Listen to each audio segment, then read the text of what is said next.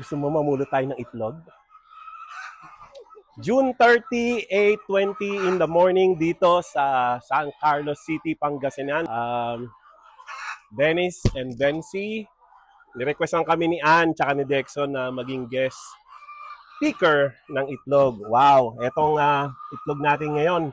Mukhang maganda yung size. Go ahead, Han. Kumuha ka rin. So, ang kagandahan nitong system nila, hindi naka-cage yung mga manok. Kaya, they have more space. In-explain ni Anto sa kanyang vlog before eh. So, at least happy yung mga... Parang kakalabas lang niya kasi mainit. Oo, mainit pa. Nararamdaman mo talaga. So, ito, merong isa dito. May chicken dyan. Ay, oo nga. Mamaya i-attack natin. Okay. So, once a day sila nagha-hatch. Pero yung iba siguro mag-hatch pa ulit later. First week pa lang to ng morning yata eh. Yeah. So, mamaya ulit siguro mag-ano sila. So, ayan. So, ayan. Oh, mainit pa talaga.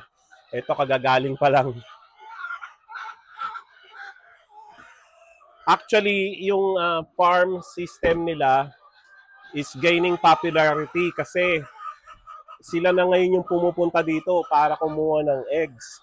Ang problema, hindi nila masupplyan na ngayon dahil nga yung demand mas marami na kaysa sa supply. So, siguro in the future, bibili pa sila ng layers or palalakihin pa nila yung kanilang cage. Ano masasabi mo sa amoy? Okay lang. Wala. Actually, hindi ka mababother.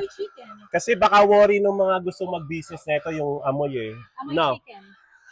Wala nga ganong langaw eh.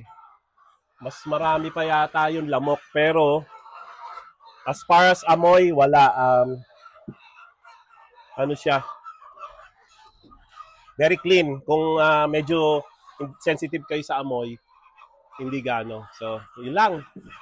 Happy. Please like and subscribe.